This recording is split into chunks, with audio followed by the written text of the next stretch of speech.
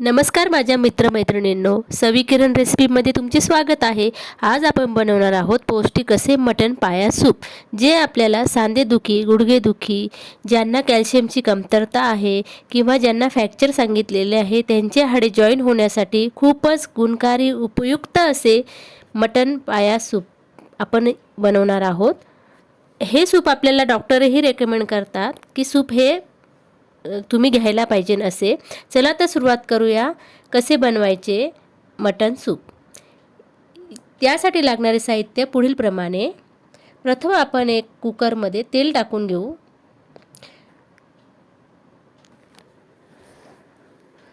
व यामध्ये आपण जे खडे मसाले आहेत ते आपण यामध्ये टाकणार आहोत। प्रथम आपण यामध्ये तेजपान, नंतर दोन लवंग, एक छोटी हिरवी वेलची व एक छोटा दालचिनीचा तुकडा, अर्धा चमचे जिरे,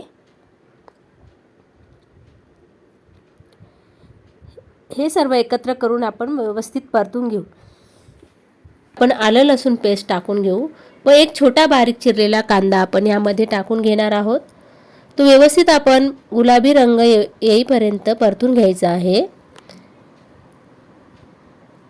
कांदा व्यवस्थित परतल्यानंतर यामध्ये आपण टाकणार आहोत जे आपण अर्धा किलो मटण घेतलेलं आहे ते आपण यामध्ये टाकून घेणार आहोत। मटण हे आपण व्यवस्थित 3 ते 4 पाण्याने व्यवस्थित धुवून घ्यायचे आहे, जेणेकरून त्यामध्ये काही घाण असेल किंवा जे बारीक बारीक केस चिटकलेले असतात मटणाला ते निघून जातील।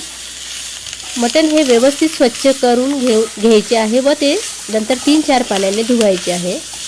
आता आपण कुकरमध्ये व्यवस्थित ते मटण परतून घेऊ तेलामध्ये। गॅस हा हाय फ्लेमवरच ठेवायचा आहे, जेणेकरून आपलं मटण व्यवस्थित परतल्या जाईल। टाकणार आहोत अर्धा चमचा हळद पावडर। मी ते अर्धा चमचा हळद पावडर टाकलेली आहे। पावडर टाकल्यानंतर आपण ते व्यवस्थित मिक्स करून घेणार आहोत। हळद ही गुणकारी आहे म्हणून आपण ती सूपमध्ये टाकतो आणि सूपला रंगही छान येतो। हे व्यवस्थित परतून घेतल्यानंतर आता मी या ठिकाणी अर्धा किलो मटणला 1 ग्लास पाणी गरम करायला ठेवलेलं आहे।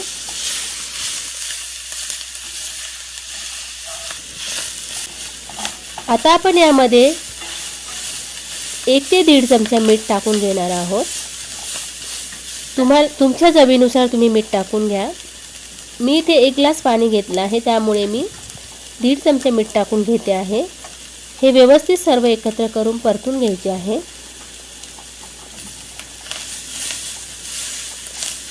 मटण व्यवस्थित परतल्यानंतर यामध्ये आपण जे गरम पाणी केलेले आहे ते टाकून घेऊ। आता आपण हे सर्व व्यवस्थित मिक्स करून घेऊ। आपण सूपमध्ये पाणी गरमच करून टाकायचे आहे, जेणेकरून सूपला छान टेस्ट येते। आता यामध्ये आपण टाकणार आहोत बारीक चिरलेली कोथिंबीर,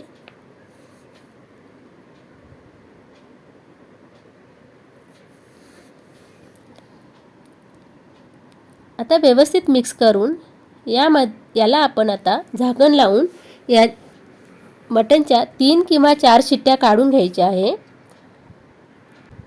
आता मटण किती छान शिजलेले आहे, ते रंगही छान आलेला आहे। हे तयार झाले आहे आपले मटण सूप।